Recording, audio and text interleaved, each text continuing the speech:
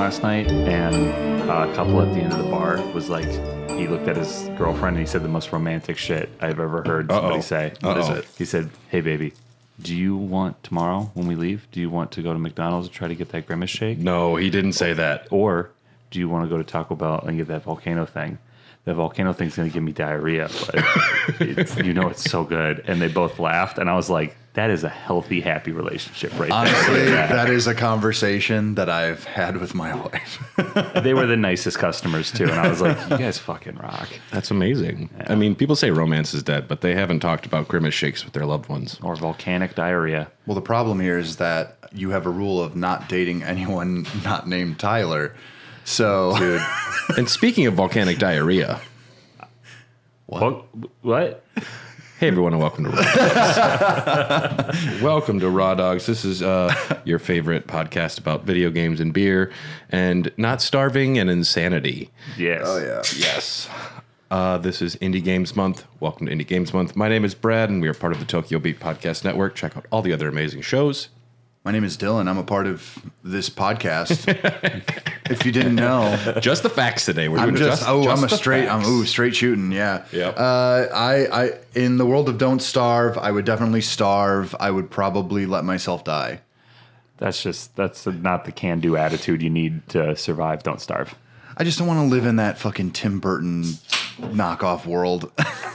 The art style. I mean, it was hot back like 10 years ago. Well, it is an older game.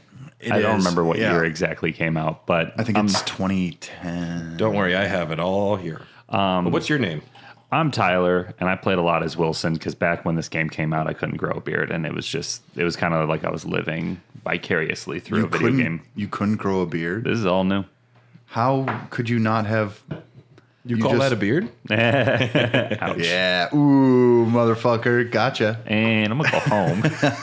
That's that diarrhea I was talking about. Yeah, man. No, because this game came out in like 2014, maybe? I mean, okay.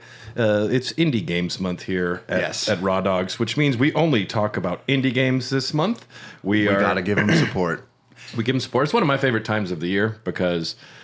we choose games for each other, so it's broadening our horizons, and it's playing a lot of good games that I haven't had a chance to play before. So, a lot of gems. Yeah, I found Hades last year because of this. And that has not been deleted. Your life. It has not been removed from my PlayStation. Couldn't. Yeah, can't. It doesn't take up much space. You really shouldn't delete it. What's it like? 2.3 gigs, something like that. If that. Yeah. I have it on my Switch too. Yeah, you have to have it on the Switch. Yeah. It's the best form. It is the fastest road trip game you'll ever have. Yeah. Your 8-hour drive will be 12 runs and you're done. Yep. Yeah, man. Although Tears of the Kingdom on the way to games done quick. That was fun. Breath of the Wild for you, but that was like very quick. Yeah. 5 hours? What? We went 5 hours? Matter. We have some delicious beers from my brother-in-law. Holy shit. This is called Flying Machine. This is from Ordock Brewing Company out of Marquette, Michigan, the UP. Hey. It is a double dry hopped IPA soaring over hazy skies with little wings of juicy tangerine and pineapple plumes. I've been here. I like the description. I've been here 2 years in a row. I go to the UP every year. For that.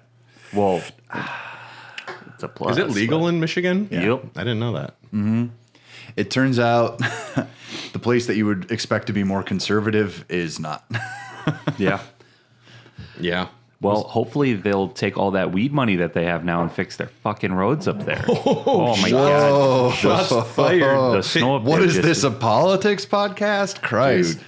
Well, I got to go up there every year in my Ford Escape, and you got to drive through the boonies, and you got to dodge the moose, and then the mises, and then you got to dodge the potholes. You mean mice? Mice. Yeah, they're big up there. The plural of moose is moose. It's very weird.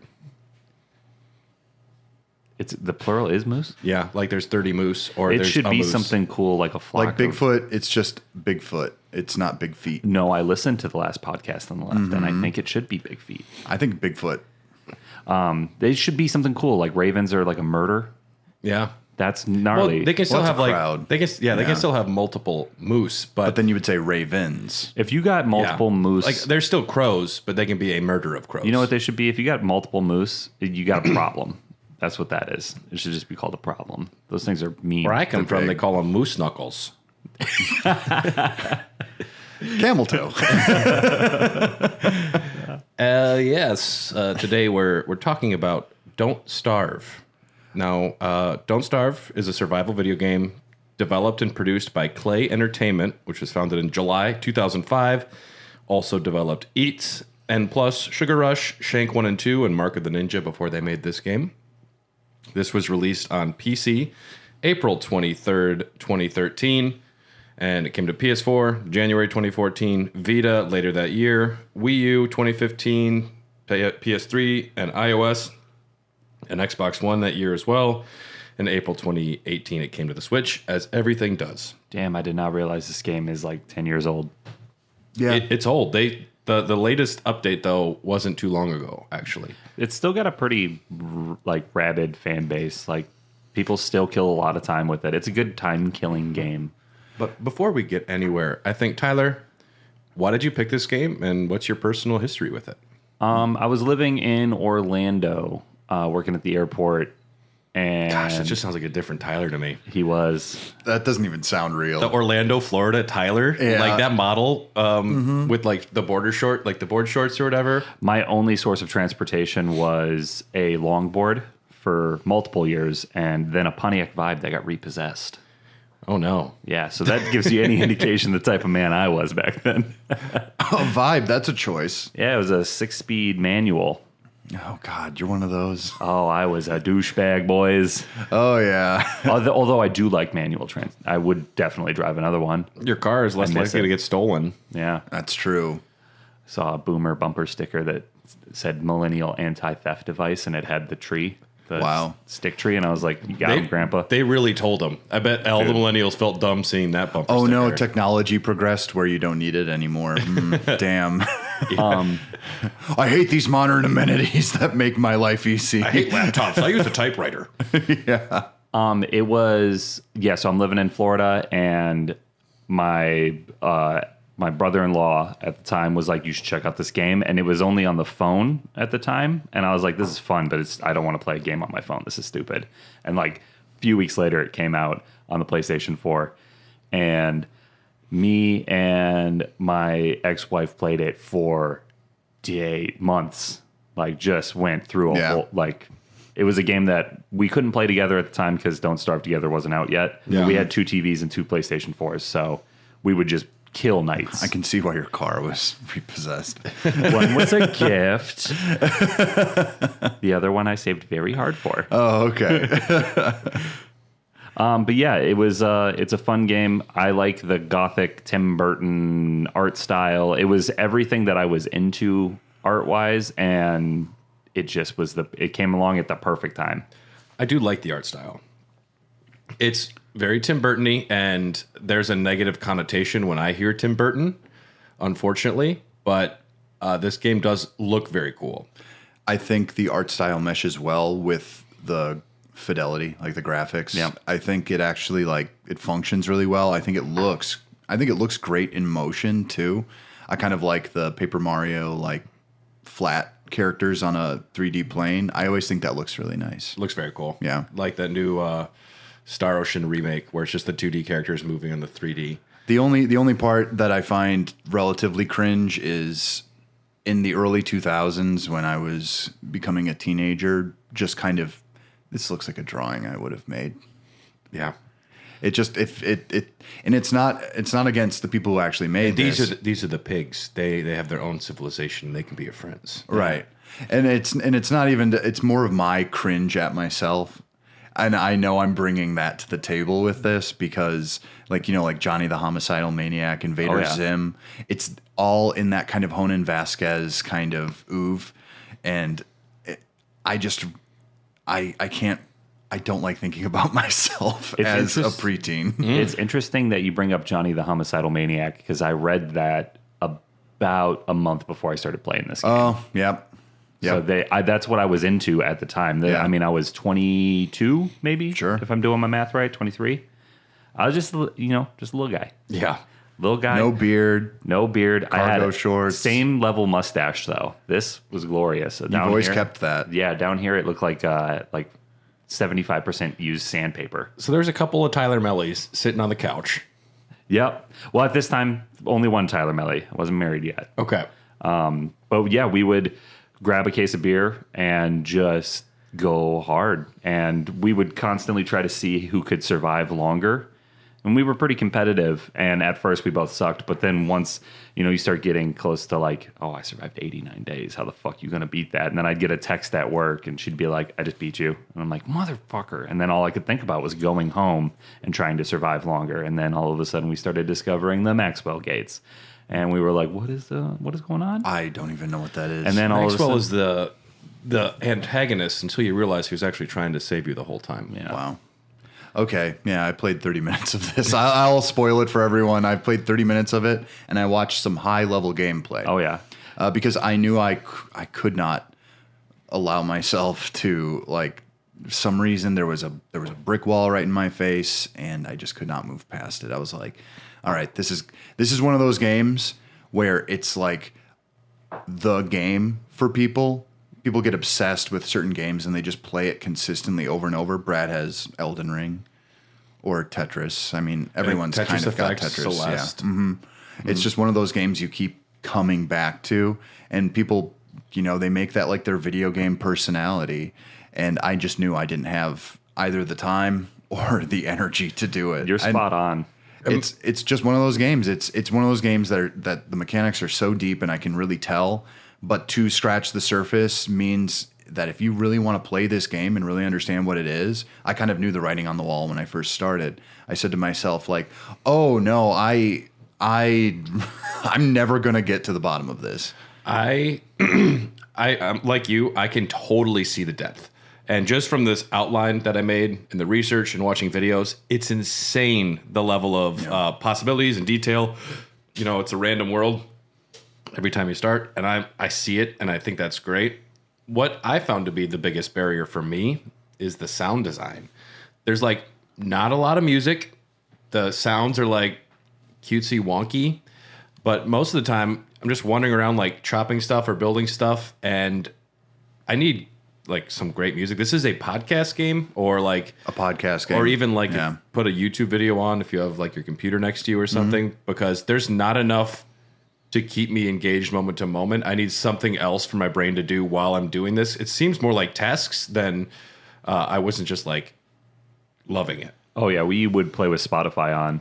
Yeah, because it does that, and I noticed it when I came back to it because I played a little bit before we recorded this episode, obviously, but I hadn't touched the game in 4 years, and so re-downloading it did not hold up as well as it did in my mind. It's still a great game, but one of the first things I noticed was like, this is empty. There's not a lot of atmosphere with the sound design. Yeah, and I think it's one of those things, the more you play it, the more you understand the hooks and the excitement of finding like cool materials. Oh, this is a great wormhole. This is a good spot for a base. Yeah. And there's something to be said about their choice in that, though. Like, think about, like, even like Breath of the Wild, it's so toned down. A lot of it is literally just Link running across the field until there's an enemy encounter, but then it's all silence. Yeah, but there's also like Link running across a field instead of a little Tim Burton boy running in. Which is, it looks cool. Yeah. But you know what I mean? Like, no, yeah. There's something way more engaging about the way Link moves versus just... It's like an atmosphere thing, too, because their sound design is so good that you hear the wind rustling and you appreciate the nature. No, I understand what you're saying. That makes sense. Yeah, this is a game that, to me, felt like a 360 game. It's definitely like Xbox Live Arcade feel to it. Yep. It is that era to a T. I really liked Alice Return to Madness. That was another game I was playing a lot at the time. So I was just kind of really... Excuse me, the full title? Alice Return to Madness.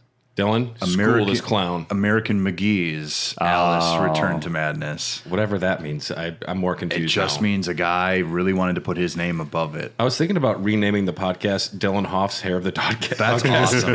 I love that. But I'm just a side producer. I'm not on it anymore. Quentin Tarantino presents Dylan Hoff's Hair of the Dogcast. Man. Oh, man. Just to be a producer and say I did something...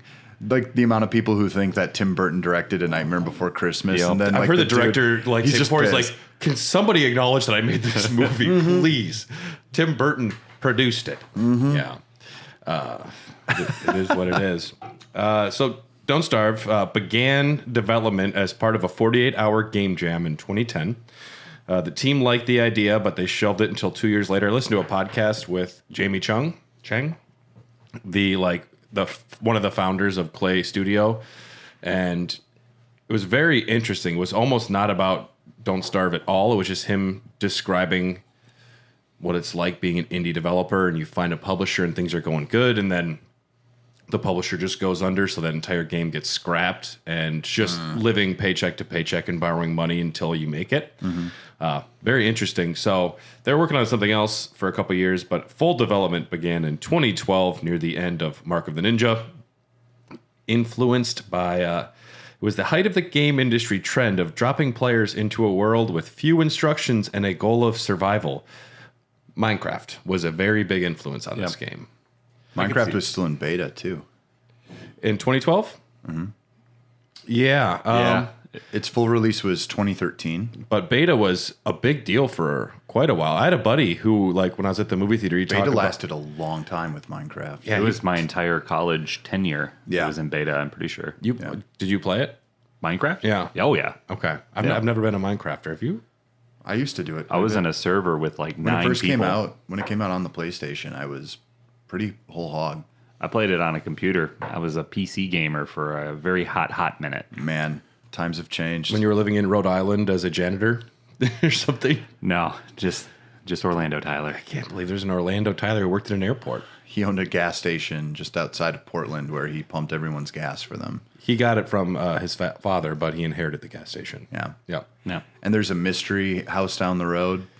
And we don't know who lives there, but the lights are on only at 2 a.m. every night. How do you guys know all this? And he tells people not to go there. Don't go down that road. Don't go down there, son. And it turns out it's just Tyler in a robe dancing naked in front of a mirror. He's just It's like that scene from Little Nicky, wrong floor. And he has to float back up. I'm just picturing Tyler doing a really sensual dance and going, "This is my me time." Did I mention how much I like Clerks 2?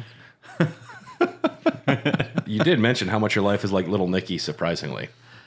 Yeah. Because you were from the deep south of Orlando. Well, this is when I was in Orlando, too. I had, it was when my brother Justin hit me in the face with a shovel. So I had the cockeyed jaw. Why did he hit you with a shovel? It was an accident. That doesn't seem like an accident. Did he bury you in the pet cemetery? I mean, think about if I'm holding a shovel, the accident that would need to happen for me to hit someone in the head with it. Was it really an accident? I don't know, but usually shovels go down because it needs to hit the ground. Did you slip and he fell? What are you talking about? I made him hit me in the face again so that it straightened it out. Now I look like George Clooney. That's a whole bunch of madness. Yeah, well, it's just like Little Nicky. Yeah. Oh, is that what we're talking about? Is that in Little Nicky? Yeah. The Deep South. I strive to be Harvey Keitel from that film. I mean, my life movie is Any Which Way But Loose. And nobody can see the orangutan. He's there, but no one can see him but me. Mine is The Beaver with Mel Gibson. That makes so much sense. I'm the Bradley. You're like, Brad's talking in third person a lot again. Well, I tried suing MGM, but they said you weren't born yet, so this can't be your life story. So we're seeing that you weren't even born yet. We're going to have to throw this case out. Influenced also by Tim Burton, the old Tim B., and writers H.P. Lovecraft and Edward Gorey. I'm not familiar with Edward Gorey. Are either of you? Edward Gorey, I've heard the name. It's got Gorey in his name. I don't know what that is. Is it like the word gore with a Y? Yep. EY? Is it EY? Gorey. But Yeah. Okay. they considered adding... Is that the guy who illustrated for Scary Stories to Tell in the Dark? It was a writer, so it wasn't an illustrator. Never mind, I guess. I've never heard of any of these. He was a writer in the 60s. Okay. Interesting. They, at one point in development, considered adding quests to the game, but they found it detracted from the core experience, where it'd be like, go over to this area or find this. They removed all that, keeping it core. The beta was released in 2012 to find out what players were responding to. Envisioned as a completely single-player experience, Clay was very against adding multiplayer. They had to relent and do Don't Starve Together, which they were very hesitant to do. Mm-hmm. Despite numerous protests, in December 2014, they released an early access version of Don't Starve Together. So numerous protests in the studio. We do not want multiplayer for this game. Interesting. Wow. Yeah. Here, why don't you read the plot to us, Dylan? Okay. Doodly-doo. Doodly-doo. Doodly-doo. On a dark, stormy night in a house in the forests of New England, a scientist named Wilson is getting nowhere with his chemistry experiment. His radio begins speaking to him, saying it knows the answer to the problem he can't solve. He eagerly agrees. He creates a giant machine with the voice's help. The voice is the antagonist Maxwell. Wilson finds himself in a dark, dreary, parallel world known as The Constant. Maxwell comments on your gaunt appearance. And that's pretty much everything you know when you start the game. It has a flip over. I don't know if there's more in the back or not. Double-sided. You I say paper around here. dog. That's pretty much, and that's way more context than you have starting the game, actually. Yeah, because there is no dialogue and there's no subtitles. It opens with a cutscene that shows all this. Yeah. And then it goes, it's like a horn. And then Maxwell goes, it's getting dark. You should find some shelter. Yep. Yep. And then all of a sudden you're there and there's a clock in the right-hand corner. And that's about it. I do love video games that don't teach you shit. They're like, figure it out. This gauge is going down. It says, and then your guy, like, you can feel like your stomach is like, I'm hungry. And you realize, oh, I should probably do something. Yep. So, yeah, you have no idea what to do. You are dropped. Typically, they drop you in a forest or a grassy biome to start. Yeah. And once they released all the extra content for this game, you could really customize your experience and really fuck with the game to make it harder or easier for yourself. The furthest I got was I went into the menu and turned all the negative stuff down before I started and all the good things way up. Oh, you can do that. So there's just materials everywhere. It was great. Oh, man. I've got to tell you, like, I do think this is a good example of what they call, like, emergent gameplay. Is that right? Did I get that right? I'm tracking. It sounds where good. everything kind of builds off of itself. Like, it's procedurally generated to some degree with patterns. Yeah. But I started 3 times just to see what the differences were, and there were some pretty significant, like, cool things to do. It's like you kind of get a hand of cards, and then you have to roll with that, which I kind of really enjoy until you get a really bad one, and then you're pissed off about that. Yeah. You spend 3 days looking for any gold and you can't find it. Yep. The worst is when you get an awesome biome to start and then some dumb shit kills you right away and then you lose it. You think you have enough to start a fire and you fucked up and you're like, damn.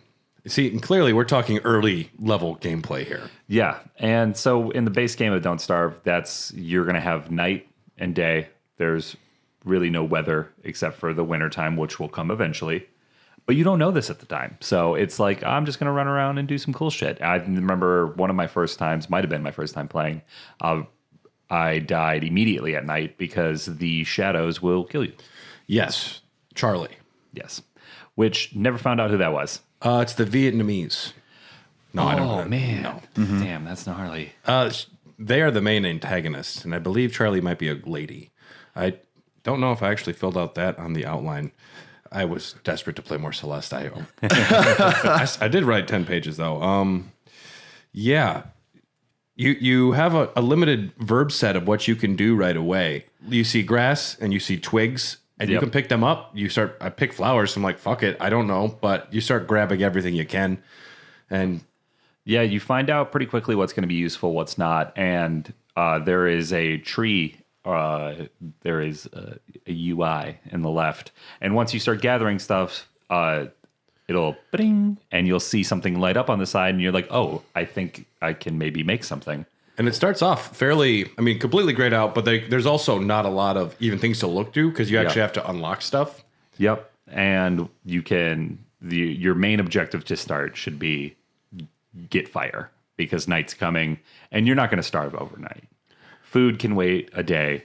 You need to survive the night. Yeah, it's like that show. Have you guys seen Alone? Yeah. I like that show. That shit's gnarly. Yeah. It's usually people Is that like Survivor? It's where they get dropped off and they're like, okay, see how long you can live out here. And then they film. I want them to do Naked and Afraid in downtown Chicago. I think that happens more often than you think. It's actually just a lot of people's lives. Yeah. You've seen Alone. Yeah. Do you really think it's one person with a camera? I think there's minimal involvement because you actually kind of see them go a little crazy, but I think they're actually taught like camera angles and Yeah, stuff. because it is not shot by novices. Yeah. I know when you watch behind the scenes of like Bear Grylls or those survival people, Survivor. not Survivor. Legally, they have to go check on them. With Bear Grylls, he will actually go and like set up a camera and walk back like 200 feet, and then walk towards the camera. You see him setting up the shots. Survivor, there is 50 people with cameras pointed at them all times. And they're Bear just Grylls- mad that Becky won the obstacle course. She cheated. She has a fucking totem. Get her out of here. Yeah, man. They're on like season 50 or something of that show. I went back and watched part of season 1 recently for gee. Survivor. That shit was gnarly. Richard. Yeah. Back when Is that the one with Richard? I don't remember. And there was going to be the guy that did win, but he fell into a fire. What a fucking loser. I know, right? I forgot about that. Yeah, kind of fucked their whole Man, tribe up.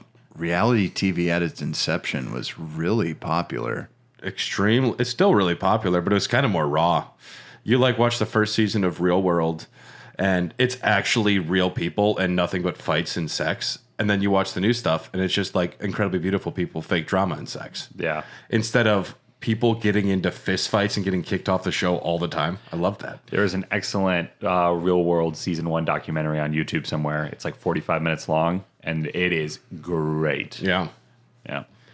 But No, but I was going to say the first rule in Alone is set up a base and have a fire.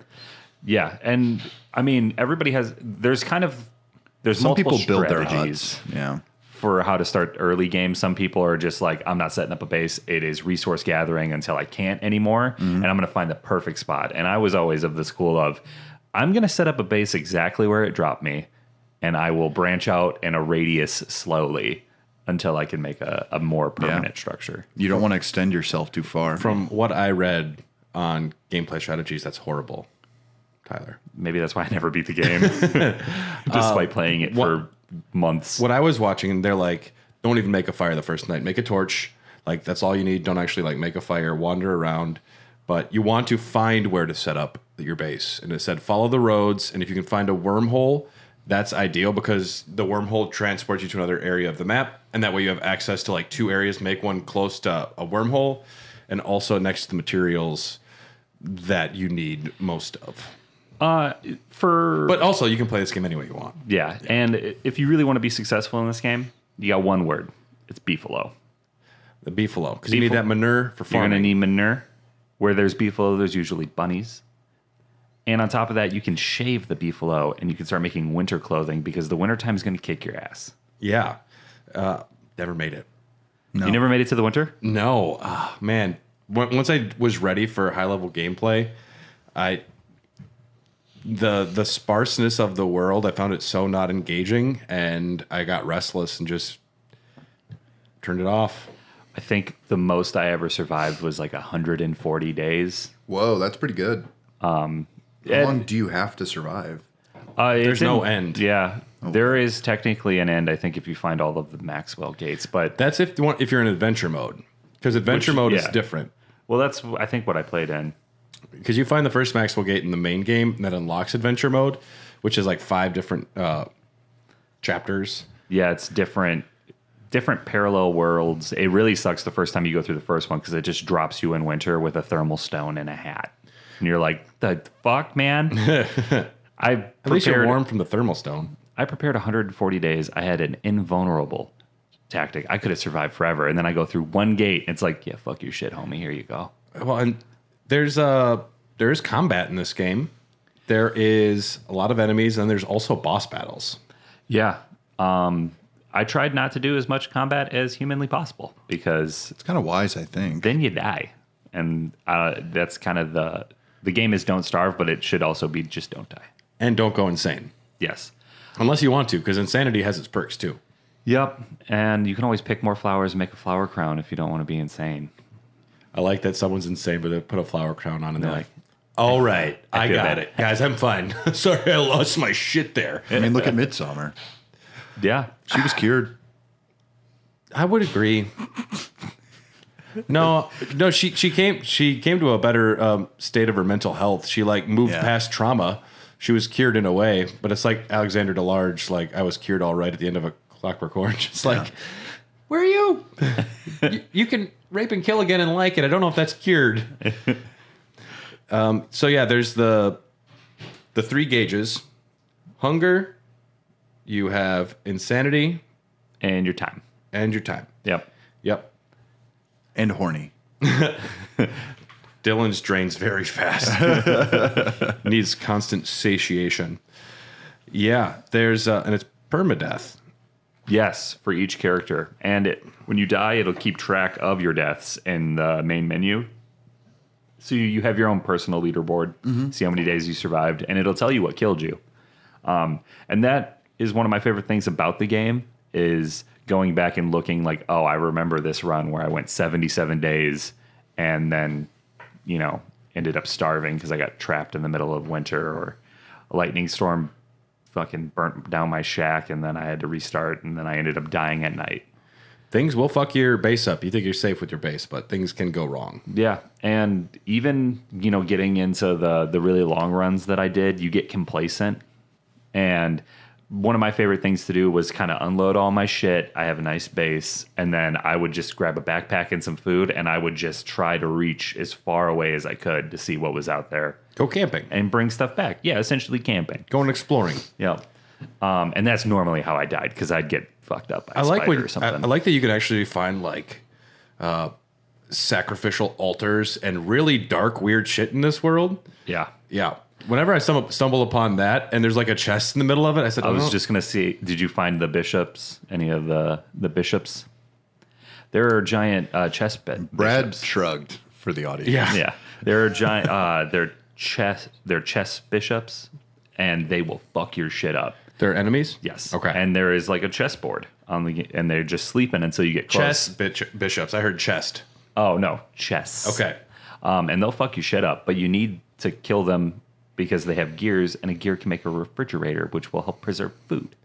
Like an ice box or a refrigerator? Ice box. Okay. Yeah. Yeah, because ice is something you need. There is a lot of things in this. Once you get to the science and prototyping, one of the playthroughs I watch, the guy said, and then if you do everything right, you can make the best food in the game. Pierogies. Yep. Nice. Checks out. All right, so here's another one of my barriers. How do you guys feel about crafting in video games? Now, this is a larger discussion, and I'm always so curious because there is a certain level of crafting that I, A, tolerate, B, don't mind doing. Or C, enjoy. Yeah. I'm a big fan of it when it's done right. Far Cry 3 was a really good crafting game to increase your ammo capacity, the amount of guns you could carry. Yeah. So you had to hunt and then craft shit. Diablo 4 has a very good crafting. Well, I guess I wouldn't say very good crafting because it's like 4 different objects you need for the beginning. But when it's done poorly, I dislike it. When there's complexity to it and I feel like I can be strategic about my resources, then I'm a big fan. This game is crafting the game. It is like crafting survival and gathering. And the whole point of this game is like gather and craft and do anything you can to survive. If you want, you can go out and fight bosses and stuff. But I don't mind when gathering is the secondary aspect to gameplay, but as a core aspect, I don't really like it.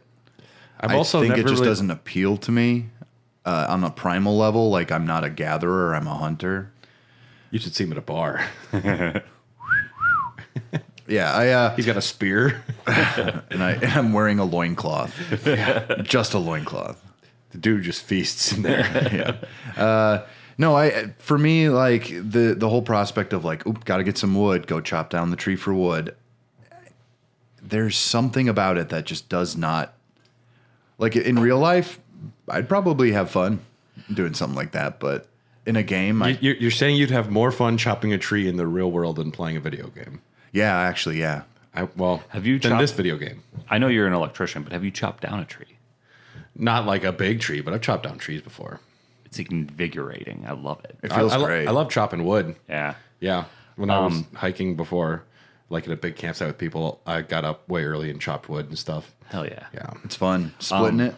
The cool thing about this game, though, because you bring up a good point, the idea of I'm going to run out of wood. This sucks. I need to go get more wood.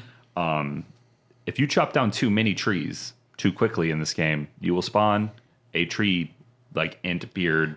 The boss. tree. I think it's just like the tree guard or something. Yeah, tree guard. Yeah, and you can only satiate. Revenge. You can kill him. He's really fucking hard. or You can plant a shit ton of pine cones, And he's he like- will go back to sleep. and then he looks happy like Yep. that. But if you come chop down those trees again, he will be there. So all of a sudden, you set up by a forest because you're like, I'm going to make a big wooden perimeter. You either kill him or go somewhere else. Yeah. I mean, like the logging industry. Imagine how many of these things they've had to kill. Once you get to Flamethrowers. I think it's every week in the game or every 2 That's weeks. That's why Milwaukee was the most polluted city in the entire world. The tree guards are very upset was- with Canada right Can now. I just say I was on that all day for 3 days in a row. My lung capacity is not the same. Agreed. Yeah. Being on sites, a lot of guys are like, "Oh, I don't care." I'm like, "It's not great. I can feel it." My sleep was less restful. Like I probably had like trouble breathing when I was asleep. It's just like yellow. I did cough up like this weird like phlegm too. I'm really kind of concerned about it. If for people that are listening that aren't aware, with the Canadian wildfires, they're very out of control. It's the most wildfires they've ever had in this season in recorded history, and it's bad. And Milwaukee and Chicago were the most unhealthy air levels in the entire world for a while. They canceled my Chill on the Hill, so I was mad on the Brad, as they say. Mad on the Brad. No, yeah, I definitely like I'm out there, I'm sweating, I'm breathing hard as it is, and suddenly I'm just like, Yeah, I had to do beer deliveries during it. And I was like, fuck this. Yeah. Half barrels downstairs? No, thank you. yeah. Yeah, that happens. So you also have the health. You have hunger, health, and sanity. Mm-hmm. And day-night cycle. In-game, the day takes 8 minutes of real time when you start. That feels so short. At least in Pikmin, it's like 15.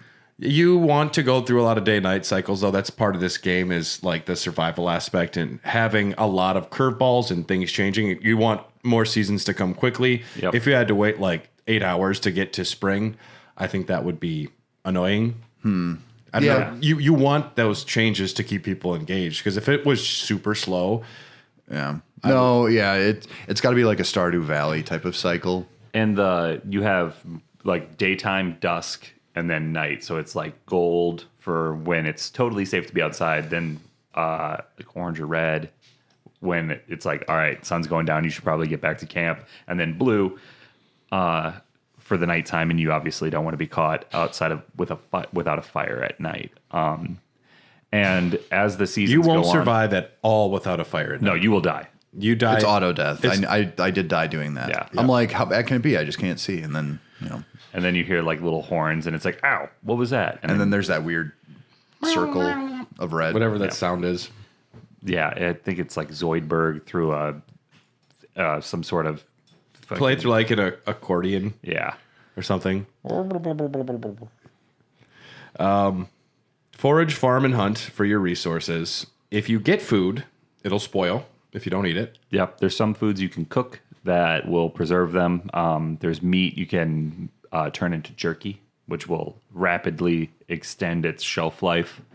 Until you get your ice box to put stuff in. Yep, that's a big boy right there. That in a crock pot, and you're good to go. The crock pot, yes. So to get the crock pot, you must burn down trees to get charcoal, and you need enough charcoal to make a crock pot. And from the gameplay videos I watched, the crock pot is one of the keys to success. Yeah, you need multiple crock pots because It's like the real world kind of too. I don't know It's if they literally my pantry. I have like 4. Yeah. Some of them are small and I make little dips. But sometimes you want to make Some nice big chili. that. I made pulled pork. I didn't bring any for you. I'm so sorry. Yeah. If I was playing Don't Starve Together in the real world, I want Dylan to be in my world for sure. Oh, yeah. Just leave me at the camp, man. I don't need to do any of this shit. He just shows up. He's like, "Here, I bought you a bunch of Game Informers and Chex Mix today." I'm like, "Thanks, man. Oh, cool. This is what I gathered. I brought High Life." Yeah, the crock pots are essential, and I think they might have patched it out. But what do the crock pots do now? Are they just essentially like this world's version of like an oven? Yep, you put food in it, and it'll do. What a creative choice to use crock pot instead of like a furnace. Yeah, and like pierogies are the best in the game. Like that's a cool creative choice. I like the flair. At least you're not getting like the same shit. And you want to have multiple of them because I think they patched it out, but at one point your food would not spoil until you took it off of the crock pot. So you could have like 4 infinite meals just like bowls chilling. of brown in Game of Thrones, just like the eternal stew that they just keep adding to and grabbing from. Yep. I like that concept. Yeah. It works really well. Have you ever done that? No. I did it for like 3 sessions straight. I made a soup and I would eat the soup and then I would re-add broth and a bunch of other ingredients, and soon it was like this wonderful like medley of different flavors. It's fucking awesome. Crock pots are good though. Yeah. Crock pots or you won't last. Welcome to Crockcast. Hey, I have the crock pot. Tools, durability is something you need to worry about. You make a pickaxe, you make a hammer, you make a shovel. You can only use it so long unless you make, what is it, like the gold shovel or something? Yeah, you can make a gold one. It lasts and it takes fewer swings to do things with. Which is nice. Yeah. Because you spend a lot of time watching animations of like chopping trees. Thwack. Yeah. Especially if you have to hit your brother in the head. Yeah. He was really trying to kill you because he wanted that vibe, I think. Yeah, well, that could be true. That definitely could be true. Stupid Tyler. A real Florida Cain and Abel story. Tyler's got a girlfriend in a car. He's got a Pontiac. They don't even make those anymore. I don't even know how to drive it. It's a manual. He didn't. I taught him how to drive that. Was he good at it? Yeah, he nailed it his first try. Look at that. Now he's in a band. So Mellies are good at manual transmission, but not Celeste. No. Well, no, Justin's pretty good at it. Maybe. I'm curious. Combat, there's a large quantity of different types of enemies. Spiders, bees, you can antagonize some of the other civilizations you run into. Yep. Spiders are probably going to be the first thing you run into just on accident, especially if you're near the deep woods, as I call them. It's like darker green with the deep woods. How do you guys feel about the modern trend of caving to the arachnophobes? How they have like arachnophobia modes now, where they literally make them like orbs instead of actual spiders. I think it's mostly just so the game can talk about it. It's better for them to say we have an anti-spider mode because it builds up how scary the game will be. It's more for them as like advertising than it is. I didn't even think of it from that angle, but I tried putting on arachnophobia mode in Diablo 4. Couldn't find it in the menu. Really? Do they even have it? I don't know. I never. There are a lot of spiders in Diablo 4. Yeah, and I just like squashing them. I mean, as long as if they remove the spiders, they just turn into like grimaces running around or something really stupid that takes you out of the game. What if that would be way scarier to some people? OG Grimace, yeah, those people are gonna be like, it still has too many arms. Give me your soda. He never won that beauty contest. It was rigged. Yeah. Also, Ronald McDonald was doing federal crimes by tampering with the mail. It's fine. He wasn't caught. I mean, it was filmed, but he does know the mayor. He does. Yeah, he's involved with. Did he kidnap those kids and bring them to McDonald's land? Where are their parents? I think McDonald Land is a state of mind. Remember the singing it's garbages? A space outside of space. You know what I mean? Oh yeah. It's like a world between worlds, right? You go there every time you eat McDonald's. If you go down a Place tube, you can arrive in the real world. That's how you move to and from McDonald's. You got to make sure you go down the right one though, because perfect. the other one leads to the ball pit from Jackass 2 with an anaconda in it, and the other one leads to just a pile of Duke that the kid before you left. And one room it's just 2 a.m. and the lone jogger is dancing in front of a mirror. The lone jogger. Goodbye, horses. I've come for your filet-o-fish. Go to Patreon, listen to our McDonald Land episode if you're desperate. Oh, please. It's one of the best episodes we've ever done, period. It's not even a video game episode. Nope. We had to pull an emergency cord where it's like, we have no other option. Hit the button. And it was like McDonald Land lore time. Yeah, we broke the glass. Man. Yeah. Yeah. Never hit that button. What's it do? It just kicks Ivan Ooze in the dick. I don't know. I was just obsessed. We're going to take a quick break to hear from another amazing show from the Tokyo Beat Podcast Network, and then we will be back to discuss Insanity. Listen.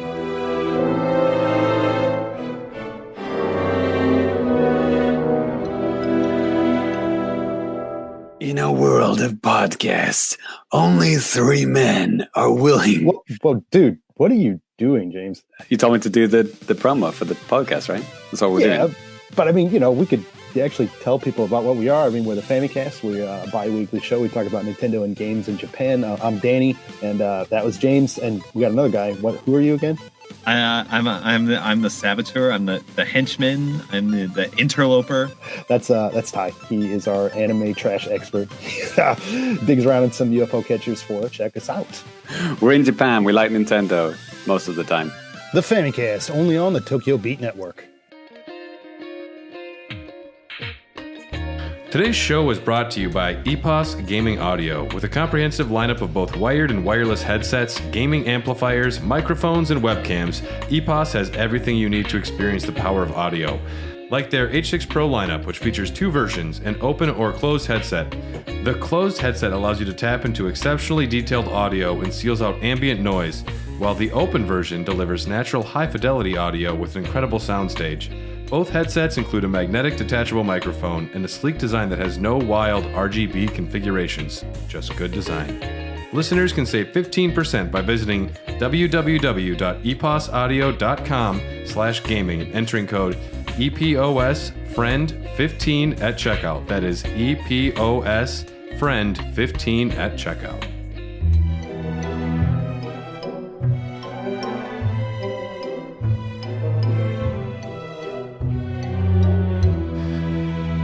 Hey everyone, and we're back. We've all privately agreed to try and not talk about McDonald Land for as long as we can. It's going to be real hard.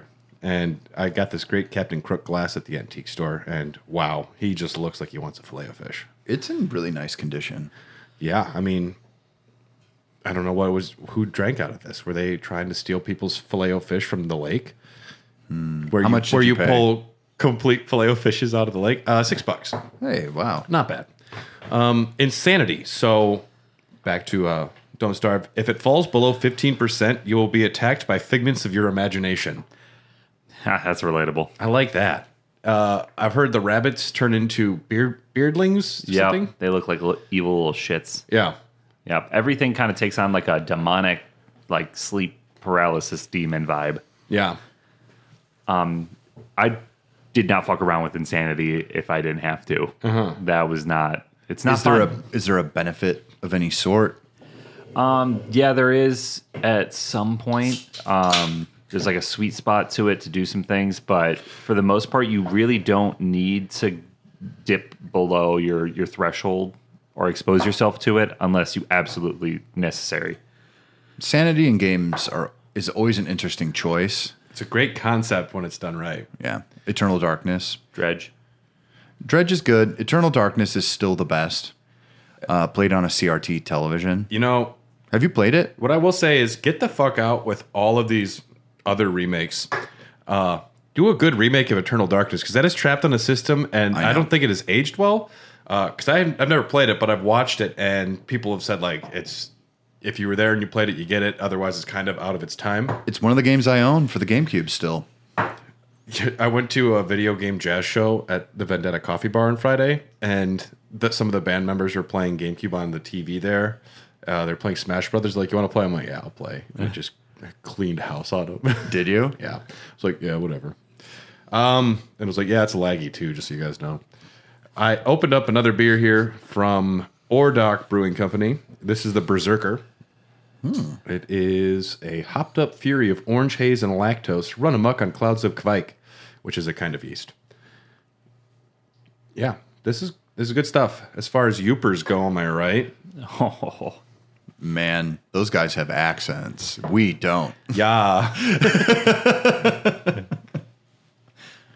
So, characters. Our main character is Wilson. Yep. Wilson is old, standard, reliable, and he can grow a beard. a magnificent beard. Grows a magnificent beard is the character description. Yep. Which does give you, that's really his only benefit. He's got two. One, he has no downside. He doesn't have a weakness. Which is a benefit. Yes. And two, in the wintertime, the beard will actually keep you a little warmer. And also, if you use your beard hair plus certain meat, you can make an effigy to save your world. Yes. And only he can create this with his beard. Otherwise, you have to go insane to get rabbits to turn into beardlings or whatever they're called. And then you can use their beard hair to make an effigy. Or you got to sneak up on a beefalo and shave it, which is, they don't always like that. That sounds like a good skin. But yeah, his beard will keep you warm, and that's pretty awesome. Plus, if you grow your beard out and you shave it, it will increase your sanity. Oh, that doesn't sound right. No, because when I see myself without a beard, I think I'd go insane. Honestly, the baby face, it does me no favors. My chin is a place no one has seen in a long time, and I don't want to see I've never seen it. No. I've known Neither you is for years. Carly. Wow. Other characters, we have Willow, Wolfgang, Wendy. Wolfgang. You like Wolfgang? Yeah, I like Wolfgang. What does he do? He is a strongman. So when he eats a bunch, he gets real big and buff. And Like can his beat character up model things? changes, and he has more health and does more damage. But then he needs to eat a lot, though, because if he doesn't, then he gets all Oh, scrawny. so it's like and a he's weak. meter. It's a meter that goes up, but consumes more resources. Full belly, stronger you are. Yep. But then if you are starving, he literally deflates, and he's all like decrepit, and he dies really easy. And he's afraid of monsters in dark, it says. So His sanity goes down way faster. Yep. A lot of insecurities in those strongmen competitions. Oh yeah. It's almost like real life. Yeah. Yeah. Then Video games. We're just living in a simulation, guys. Willow has a lighter but can spontaneously combust. Wendy's haunted by her twin sister. She likes the dark. There's WX78, who is a robot that can be upgraded with circuits and not a picky eater. Charged by lightning, but water is bad. Yep. And so playing in the rain for him is tough. Yeah. But he's a pretty solid. He's a little OP. Is there a significance to his name? I have no idea. WX78. I mean, there's all C-3PO W's. was taken. I don't know. Yeah, I guess so. Wickerbottom knows many things and publishes books, but doesn't sleep well. There's Woody, who comes with a lovely axe. Ooh. Can transform into a werebeaver, a weremoose, and a weregoose. Yep. His axe is really, really nice. Does it break? No. That's nice. Yeah, it's a lumberjack axe. It's Really? got like the red, like your standard cartoon looking axe. Sure. I played as him a lot, but we haven't gotten to my number 2. Wes, the mime. The mime can't talk, trouble staying alive, but practices balloonomancy. Yeah. Balloonomancy, I don't like think that. I think I played as him one time. You can play as Maxwell once you unlock him. Sanity constantly increases. Story-wise, it makes sense. And can create clones of himself. And there's Wagstaff, a great inventor, nearsighted with a delicate stomach. There's other characters in the DLCs we'll get to. Yeah, been my favorites in there. Adventure mode is the bulk of the game you play is sandbox, but adventure can be accessed by finding Maxwell's door in game. It is the game's campaign, 5 levels that pit the player against Maxwell. Player loses all items and recipes upon entering and can only pick up 4 items to keep upon completion of each chapter. Yep. It is tough because it'll throw you in, like I said, the first one is it starts you in winter, and winter is tough. Carrots, berries don't grow. The bunnies are all in hibernation. Coming by food in wintertime is difficult. I imagine, though, your you food could just doesn't... eat snow. People are so dumb. You can just eat snow. And I imagine food doesn't spoil as much in the winter. No. Yeah. It's slower. So if you have the food... Yeah. Jerky. Yeah, I mean, it's hard to make jerky. You have to actually hunt, and you are not as fast as the turkeys and the shit that's still alive. I mean, you can try. If you kill a beefalo, then you're pretty set, but that's a tall order. Yeah. Can you trap them by building a base around them or building something and then setting them on fire or something? I'm pretty sure it would destroy the resources. Okay. Yeah, so. Yeah. Why doesn't the main character use a coconut telephone like they did on Gilligan's Island? I think you actually might have. You can definitely get a coconut. In Do the they DLC. have a working coconut telephone on the island? The professor did make one work, but Gilligan fucked it up. It's pretty classic. Now they're trapped. Well, I mean, the Harlem Globetrotters were there. So I like when they get off the island and they go take a celebratory cruise and they get stuck back on the same island. yeah. Classic. You gotta be fucking. Did you know that people were so dumb and lead poisoned back in the day that They thought it was when the real? show ended, everyone was like, but they didn't make it off the island. So then they had the cast actually pull into shore on a boat and they filmed it. Just so people are happy. Yeah. I'm so glad we have unleaded gas now. I told my mom she's dumber just because of that. Yeah. I love my mom. At the end of adventure mode, you reach Maxwell's island with a hall belonging to Maxwell. He is trapped in a throne encircled by short stone pillars. He was trying to kill the player to prevent them from meeting the same fate as him, because he's been trapped there and he was trying to kill you so you don't become trapped like he does. You set him free. He turns into a skeleton and disintegrates as he stands up.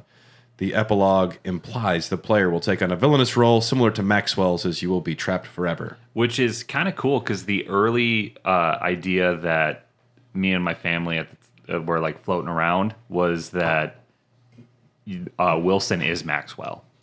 Like Wilson is It's like a time Maxwell loop thing. all grown up. But it's not. But it's not. But you end up with the same fate. So that was pretty gnarly. It's like you're right, but you're wrong. I like it. That's my style ending. Did you come up with this after you were hit in the head with a shovel? No, this is post shovel. Okay. Like second shovel. I was good looking again. Yeah, you were. Yeah. Yeah, real George Clooney. Hit me again. I love that that's your reference for a handsome person. It's from the movie. He's classically handsome. Yeah. Yeah. Yeah. Dylan, do the whistle. There we go. This game sold 1 million copies by the end of 2013. Finalist for excellence in design at the 2014 Indie Games Festival. Was criticized by some for a lack of permanent saving mechanic and permanence of death. That's the fucking point. Yeah, that's why I liked it. This was the indie games boom, too. Indie games started becoming really, like, With the Xbox Live popular. Arcade, that was like huge for Yeah. people being able to put games on there, and like all of a sudden this is big as fuck, you know? Yeah. It might have been one of my first indie games I really delved into because I was a AAA player and I played a lot of sports games back then. And then you're like, what is Braid? Who is Limbo? And what is this game everybody's talking? What is The Witcher? And then all of a sudden my life changed forever. Big indie game, The Witcher. Yeah. It's my favorite indie game. I'm surprised you didn't bring that to the table. For this indie games month, we're playing The Witcher 3, Mass Effect 2, and Assassin's Creed 7. The record for the longest days, What is it? there's no official record. Nowhere you can look. People just make claims. That seems dumb. But also, the point isn't like at some point you can just survive forever. So it's not as much about Oh. how long it is. The most I can find those like 4,100 days. Some people claim up to 10,000, but at that point you're on message boards. Yeah, I've seen YouTube At that videos. point, you should probably euthanize yourself. I've seen YouTube videos of people like up over 500. And I was just like, at that point, what's the point? I mean, at that point they should start factoring in age, where all of a sudden like Wilson breaks his back or something. And he just like starts falling apart. And he's got to lay down for an entire season on a wooden plank. Yep, and just taking berry paste and trying to survive. You can build like an exoskeleton because you just can't move anymore. Ooh. I like that. Yeah. A lot of DLCs for this game. Yeah, and the DLC was an excellent choice because the base game does become pretty sparse once you get it and you're not doing Maxwell's Gates. You can just survive forever. And they're like, you know what? It would be real crazy because in the base game, every week or two, hounds will come. And Tell us about these hounds. So the first time it happens, it is terrifying. You're surviving. You're like a weekend. You got a pretty solid base. You're like, all right, I'm starting to get the hang of it. And then it'll start with, did you hear that? What was that? And you can hear Wilson. Well, you can't hear him, but text comes up. And one night, several hounds, I think it's 3 at first, will attack. And they're pretty easy to kill. But as the game goes on, every 2 weeks, I think it is, you get another hound attack on your base. Oh. And the hounds increase in number. If you have a full base made around, can you just not have to fight them if you're inside the base? What the ultimate strategy is you build like a wooden fence or stone fence around your main base with one entrance coming in, and you can line it with traps. So they'll essentially kill themselves as they come through. But getting to that point is really difficult. Yeah. And it's going to take you it'll take you a while. But I made some pretty gnarly bases because I was also really getting into ancient Roman history. So I was like, You made aqueducts. I made like trenches and, well, you can't make a trench, but I made like an outer wall, an inner wall. Like I had it all set up. It was pretty nice. This guy. You love all that crafting, huh? Dude, it's so fun. Do you play Minecraft? I did. I thought about playing Minecraft the other day. I all of a sudden just got a random urge. There are some games like City Skylines 2, which we talked about on the recent Dogcast. Mm-hmm. I won't play them, but Minecraft, I will watch a fuck ton of highlight videos or like someone made Alexandria. And I'm like, I'll look. I don't have time to make a city, but if somebody perfectly recreates all of King's Landing in a fucking game, yeah, I can take a while to look at that. Yeah. But yeah, with the DLC, once I think once the developers realized, okay, the game gets pretty stale once you can negate the hounds, they introduced the Reign of Giants.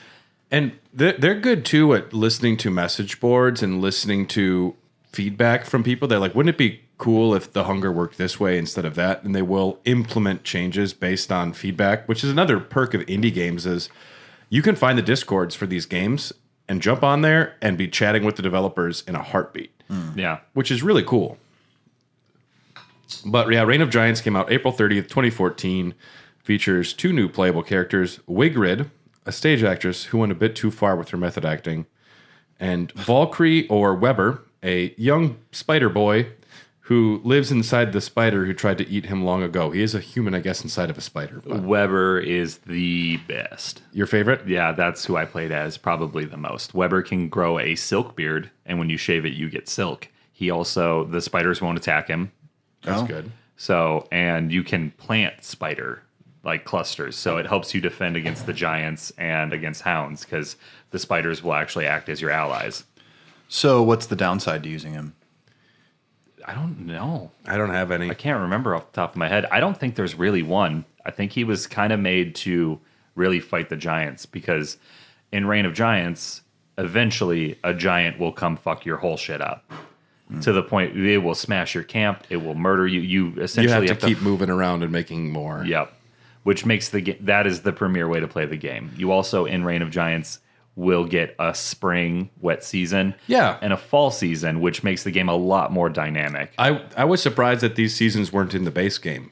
So it's just 2 seasons before, where it's just like summer and winter. Yeah. So is it just is it almost like an update where the version that I have was already the Reign of Giants? As far as I know, I think most of the DLC was free if you owned the game.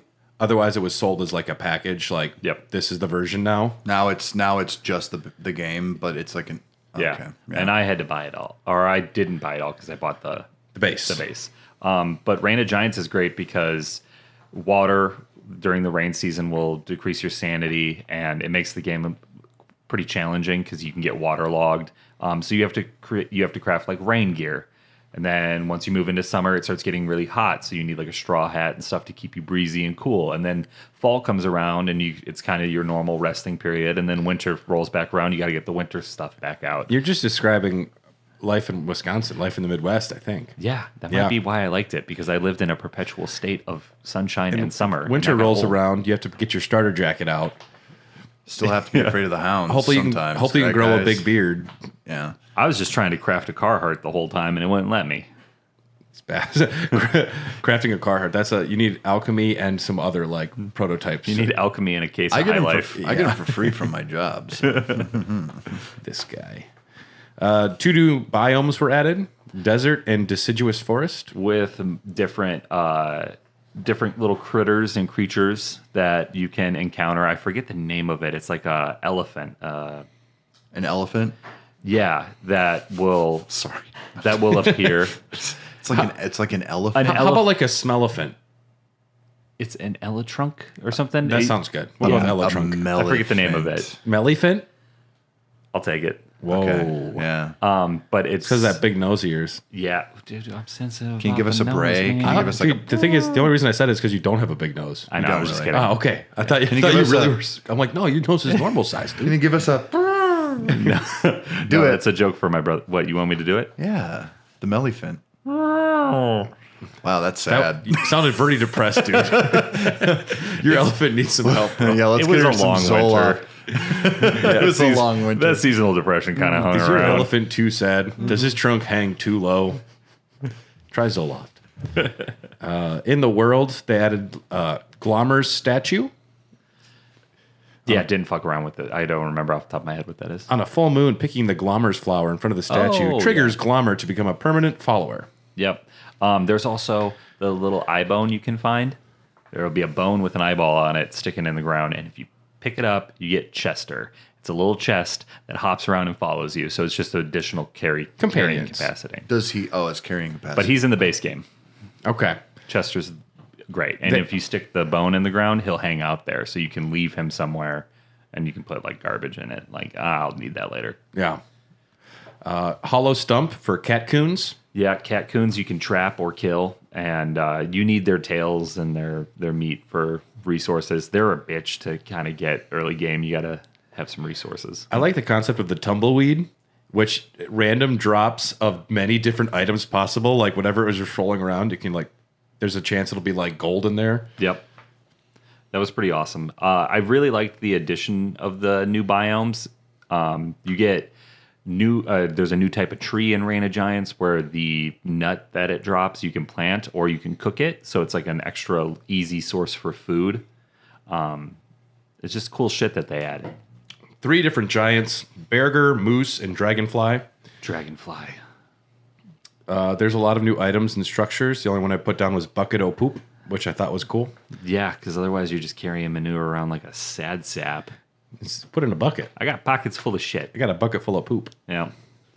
And it's you can build gardens, improved gardens that'll grow plants for you that you can use in the crock pot. So you want to have a lot of farms. Ooh. Manure is essential. Mm-hmm. And manure really only drops from the beefalo. Mm-hmm. Other than that, it's really hard to come by. Yeah. I mean, not if you're me. You have a manure guy. It's called my butt. Dylan, why aren't you using the toilet? I'm trying to grow some stuff, okay? It's called propagating plants. It's called composting. Yeah, but you don't have to poop outside. You can take poop inside and take it out. It smells like Miller High Life. What's this bucket in the fridge? Nothing. Don't touch that. Oh, it's a bucket of poop. I found it interesting, too. I found a list of food items. This DLC added ice cream, spicy chili, guacamole, and more. You can make a lot of weird food. Does spicy chili keep you warm in the cold? I imagine it must, yeah. Sounds like ice cream will cool you off in the heat. The game is exponentially harder with the additional seasons because there's already a lot to it just to survive the base game summer winter cycle.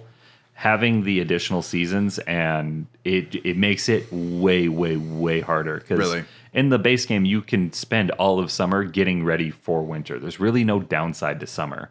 And then in Reign of Giants, you have summer, which you're going to be hot. You have to cool down. Like it'll affect you. So you don't have that. You kind of lose that edge. Yeah. That little time to get prepared. Constantly have to be building towards the next season. Or This is just ancient man's simulator. Yeah. It is. They even go like insane and they start making effigies. You can get into like occult shit. Mm-hmm. It is ancient man simulator. That's a good way to put it. Yeah. And it's actually kind of cool. It's a nice tool. Like, this is the type of game that I would show like a kid. Like, you can actually learn some shit from this, I think. Like basic ideas and skills. And if you were dropped in the wild, you'd be like, I need to figure out sort of base. I will eat the first random berries I see, which will kill me. Mm-hmm. But in this game, it works. Yeah. Boysenberries. I'll eat that. That looks good. More DLC. Shipwrecked. He knows the DLC in order. I'm impressed. Yeah. I played this game for a long time. Released March 31st, 2016, a collaboration with CAPY, creators of Super Brothers Sword and Sorcery. Trapped on a tropical archipelago, you must learn to survive. I like this one. This is probably my favorite one that I played because of the boats. I just like going island to island and looking for resources. You can like get on an island and know 100% what's going on there and just go to the next one. Yeah, and building the different boats is a lot of fun because now you can craft vehicles essentially. You don't have a season cycle. Well, you have 4 seasons. Not as prevalent as Reign of Giants. Mild season, hurricane season, monsoon season, and dry season. I thought hurricane season was over. There it is. Yeah, I knew that was coming. I was going to do it if you didn't. I don't even know what that's from. Pineapple Express. Oh. That's the way it was with my first husband. A lot of biomes added in this. beach, jungle, magma field, tidal marsh, meadow, mangrove, shallow ocean, medium and deep ocean, coral reef, and ship graveyard. Yep. It's a lot of fun, especially once you get out on the open water. You get out there and you're just, the wind is blowing through Wilson Spirit and you're feeling majestic. But the waves will come. And that was fun because you can ride the waves to build speed. It'll decrease the stability of your boat. But going against the current will hurt you. So you have to dodge the waves as they're coming. So you can't just travel in a straight line, essentially. And like that. You're either playing Reign of Giants or Shipwrecked or Hamlet, right? They don't overlap, do they? I think once Shipwreck came out, I was starting, I've been playing the game for a while, so I didn't really spend a ton of time in Shipwrecked. I think a lot of it works together, but you have to choose. I'm going to do a Shipwrecked world or a Reign of Giants world or a Hamlet. You can make your save compatible for Shipwrecked, which in Reign of Giants, if you're by the coast, you can see shipwrecks off the coast. So it makes me wonder if at some point you can leave Reign of Giants to get to Shipwrecked. But you guys are just pronouncing it wrong. It's called Shipwrecked. It was a great film. It's my favorite. As far as Alvin and Chipmunks movies go, it's in my top 3. Oh, that's what that is. Okay. Nice. I mean, it's definitely in my top 3. You're right. My parents had the Chipmunks Christmas album on record, and we'd listen to it, and it was Sally wants a hula hoop. Oh my god, fucking bad. I love it. I haven't thought about that in a long time. I mean, I love it. It just explains everything about me. I sang that in chorus in 5th grade. Did you get the solo? No. Man, rough, dude. I don't think we had solos in 5th grade. You auditioned for the solo in a chipmunk voice? I probably could. I think I just canonically sound like a chipmunk until I hit freshman year. Yeah. Yeah. Till the college. Till the plumes dropped. The plums. The plumes. Weather effects, strong wind, hailstorms, flooding, volcanic eruptions, some new mechanics, crafting tabs for nautical and volcanic, rowing and sailing, waves, poison, and fog. Poison was gnarly because you can get bit by snakes and then your health will just slowly decrease until you can craft an anti-venom. And that, if you can't find the resources quickly enough, is just a death sentence. Much like the real world, if you get poisoned, you will die if you can't heal it. That's why I always travel with a companion that will suck the venom out of me. Is that possible? I don't know. I saw it in, I think, a movie once. Oh, I know. It's possible in the real world. I just wasn't sure if it was possible in the game. Oh, no. You're alone. You maybe can convince a monkey. You can befriend the monkey tribe. Yep. They'll throw poop at you, which is great because that's manure. And, that's like gold. But it's not gold because there's also gold. You just come home covered in shit. You're like, today was a good day. Yeah. Nothing. I had nothing to say. You guys both looked at me so expectantly. I'm just like, we always expect things from you. Well, my eyes are glazing over. First of all, still hungover, but also this is just a lot of game. There's a lot of video game. It is a big, big game. The depth is insane. Yeah, you can really get lost in it, and that's exactly what happened to me. I played this game exclusively for a long time until The Witcher 3 came out, and then Fallout came out. A whole year. I was working a lot because I had to get my car back. Remember, repossession, needed that money, so I didn't have a lot of time to play games. You already had a game. You had this game, which is a lot of game. Yeah. New characters for Shipwrecked. Sorry, Dylan. Thank you. We have Waylani, loves surfing. She dries quickly. She's a chill girl. And you get a surfboard.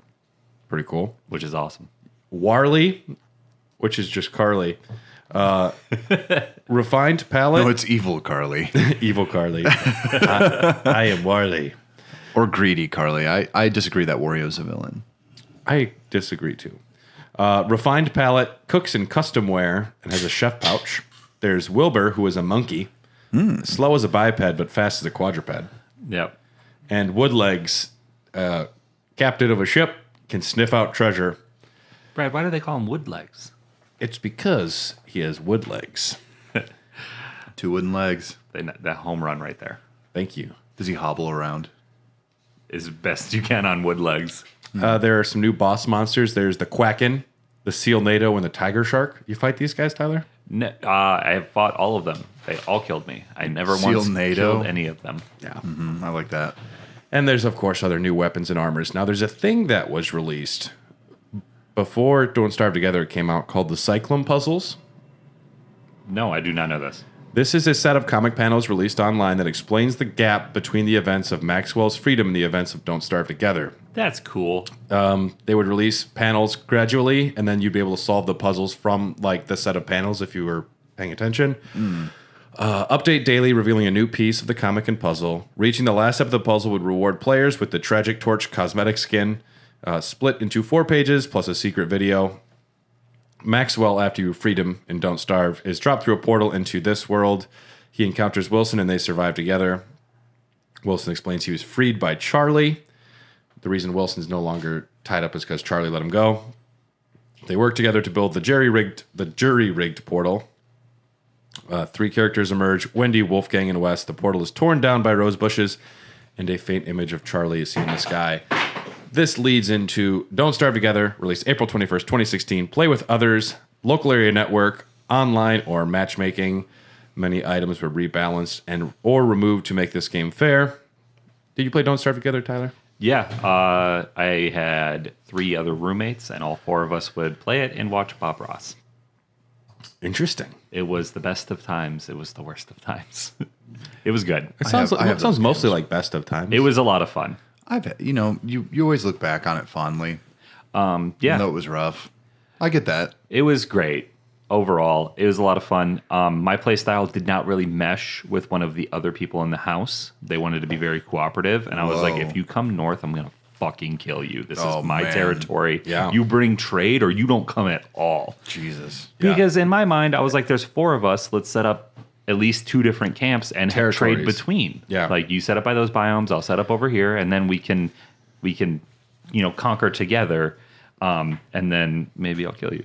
Who knows? Because there is a PvP aspect. But But I then they just turn. imagine the sexual tension. It was palpable. It was thick. Especially 4 men living together. That house must have No, smelled. it was not palpable. It was 2 couples. So Yeah. Okay.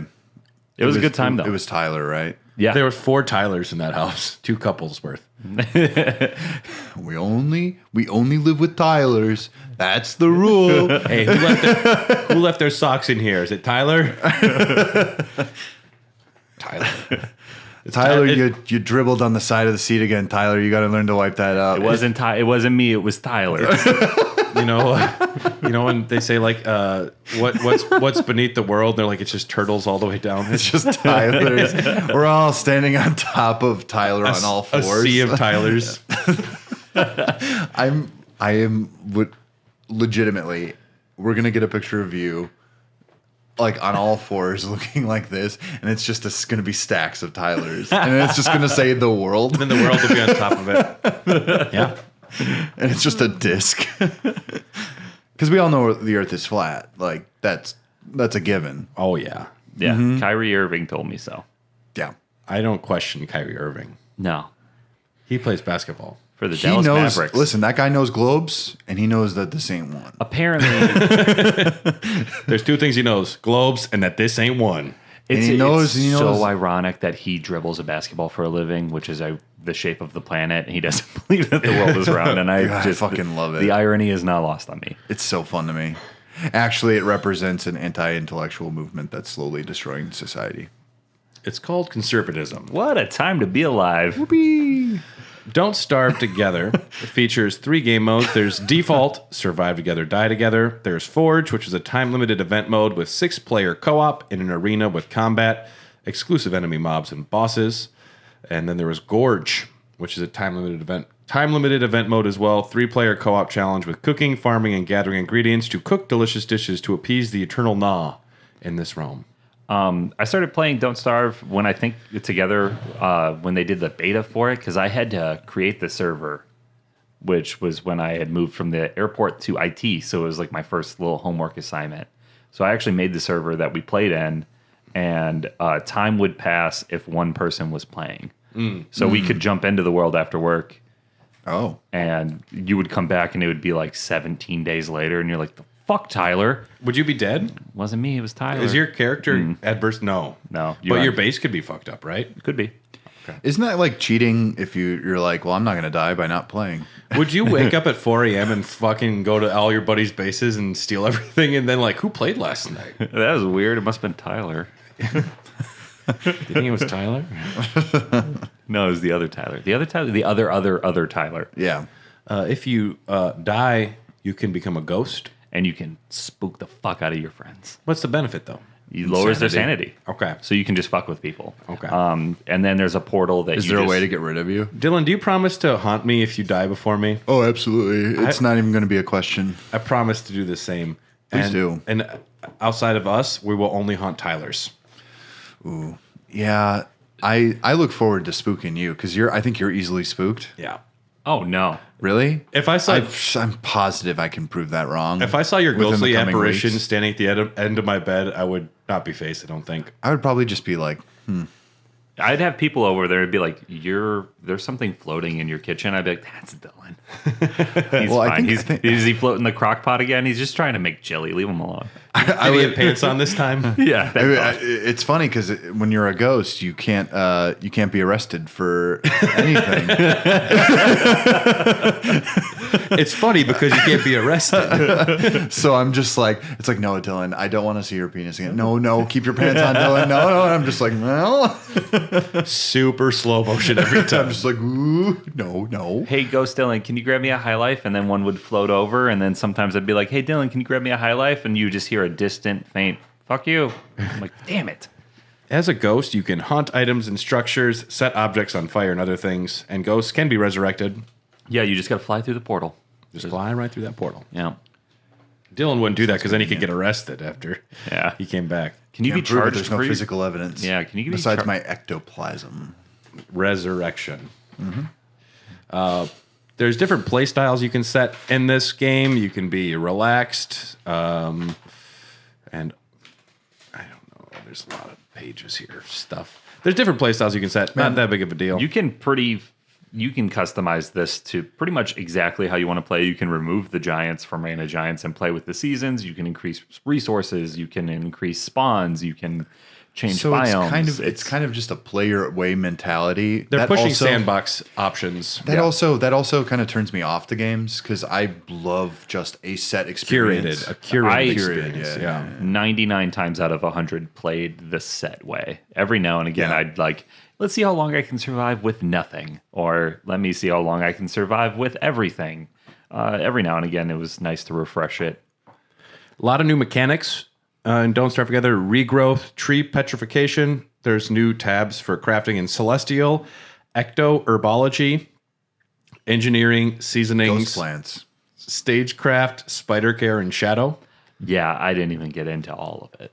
There's just too much. Yeah. If it's like one of those things. If I'm playing a way that works for me, I won't try other ways. It's kind of going back to what you're saying, like curated. If I don't see 90% of the game because it allows me not to, is that a benefit? Depends on the game. I think this is also one of those games where the learning curve takes a little bit of time. And you have to be invested in the idea that this is all impermanent and there's no way to like save your progress unless you quit the game and come back in. Yeah, I think it's about 27 to 30 days in the base game to get to winter. Yeah. And it took a while for me to even get to winter. And then, you play it for a while and then you get to the point where it's like, all right, I can make it to winter, but I can't survive more than a couple days. Yeah. Then you get to the point where you're like, I survived winter for the first time. Holy fucking shit. Yeah. And it's a big deal. There's little milestones that you catch along the way. And that's why I really like Reign of Giants, because surviving a full year is tough to do. Like going through all 4 seasons, you really feel accomplished after that. It's like, damn. Yeah. Because the game throws so many curveballs at you. I mean, And then at that point, they start having pre-scripted, like at some interval, like this boss spawns in. Yep. So they are like also some moments or things keep pushing you. Yep. So you have to restart your entire base somewhere else in the middle of winter. And then if you come out of it unscathed, just in time to finish your base, and then summertime rolls around and then another giant comes and fucks your shit up. I do want to summon an evil from you, Dylan. I want you, if you're willing, to draw us 3 in the style of Don't Starve characters. That's actually easier than can be. Well, I know it's easy, but described. you said you gave that up, that cringeworthy Dylan, a long time ago. But I want Oh, you to bring back Johnny the Homicidal Maniac. Oh my God! Yeah. Okay. Yeah. It's gonna be cringy. it's gonna be like, yeah, this is me and my friends. We're like the skateboard guys. We're like the cool dudes. Yeah. Ugh. Whoa. Ugh. Likes skateboarding, dislikes corporations. I actually did draw my. They had a website where you could create a Don't Starve character sort of thing. Yeah. So you could actually create yourself. David, where's the tattoo? I didn't get it. What? I almost got a Don't Starve tattoo when I was younger. That's how much I played this game. Did you put it on your belly? It's on my ass. It's on my left cheek. Because your butt's hungry? Because manure is so valuable in the game. Get over here, you kid. You'll never starve. I got a bucket of poop tattooed on my ass. New characters in Don't Starve Together. We have Winona, Walter, Wartox, Winona Ryder. Get it? She looks a little like Winona Ryder. invents her own gadgets, skilled builder. Wow. There's Wirt, who is a swamp thing and a vegetarian. I like that. Yeah. Wartox is an imp, can hop through space and time. And then there's Wanda, who has time management skills, but she races against time. So time is like a big problem for her or something. Don't Starve Together, A New Reign is a free expansion, previously known as Through the Ages, released August 8th, 2016. Part 1, the Shadow Queen Charlie uses her influence in new and mysterious ways. Part 2, Charlie the Shadow Queen plots dark new challenges for the survivors from her umbral throne room. And in the finale, the reign of the Shadow Queen is swept across the land and now creeps down into the bowels of the Tyler. What ancient... of the earth. Don't starve, baby. What ancient secrets will be found? Lots of everything added. Tons of new boss monsters. Did you do this campaign? Nope. Okay, we don't. So we don't know who Charlie is yet. Nope. And we won't because I didn't do that research. And there's enough. Anyways, There's just so much game to play. there's just too much. This is astronomical. Hamlet is the next DLC released May 14th, 2019. This is starting to get like this is starting to turn into Street Fighter 6. I was just gonna say It is a 3-level pun. Hamlet for hams because there's pig people. Hamlet because it's about villages, and Hamlet because it's Shakespearean. Very clever. I don't hate it. I love it when there's a Wikipedia article describing the cleverness of a pun. I'm This like- is how humor works. I was like, sign me up. Tell me again. That's Brad's humor. Is someone explaining humor? Delve into the origin of the pigmen when Wilson discovers a lost town of aristocratic pigmen nestled within a foreboding jungle. Those that participate in the beta receive the game for free, otherwise 7 buckaroos. New worlds, new biomes, new weather effect, new underground areas, new pig shops and buildings, mechanics. There's Apocalypse, a pig fiesta, hay fever. I'm into all these things. New characters. We got Wilba, who is a pig girl, afraid of the dark. that's not nice. She's a pig. That's really mean. No, you know what I mean. She's ugly. I can't wait till I'm a ghost so I can just sit here and judge you guys doing the podcast together. We're recording an episode. It's like, wait, I think I hear Dylan. Your jokes are bad. And I'll just be like, okay, well, I got nothing else going on. Play Death Stranding again. Then there's Wormwood, who is a plant monster. Food fills stomach, but not his heart. Is a plant thing. There's Wheeler, who has an air horn and is good at finding things. New boss monsters and stuff. There was Don't Starve Together, Return to Them was released over this. There's a lot of like mini updates. Turn of Tides was August 15th of 2019. Salty Dog was October 3rd, 2019. Hook, Line, and Inker, December 12th, 2019. These are all like minor quality of life updates. Jesus Christ. So this is, they might as well just call it Don't Starve Studios. She Sells Seashells, April 23rd, 2020. Far Out at Sea, Something Waits for Our Survivors. There's Troubled Waters, July 16th of 2020. Water Grows More Dangerous. Forgotten Knowledge, October 22nd, 2020. Reap What You Sow, December 15th, 2020.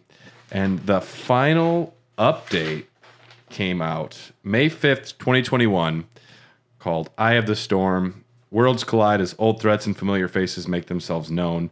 A lot of these are like new mechanics or a chunk of moon crash in the ocean. So if you are invested, it's new gameplay or like events, which if you were playing this game like forever, you were, Tyler, like this would be exciting. I mean, it was a lot of fun. I got really good at the base game, and I liked it a lot. And then Reign of Giants came out and Shipwrecked, and it was... Shipwrecked. Sorry. That's where they added the chipmunks in the game. That sang if you gave them nuts. I can't believe I missed that mechanic. You could also make them cute sweaters with letters of their first names. Dylan's would have D. Mm-hmm. Mine would have B. What would yours have? T? Yeah. Hey. Dylan can't wait to haunt us. Do you want me to explain how the chipmunks' clothing works to you, Dylan? I'm not going to lie to you. I got so involved with what people are saying. I'm not even drunk. Like I'm just like sitting here going like, yes, D is for Dylan. Good point, Brad. Yes, D is for Dylan.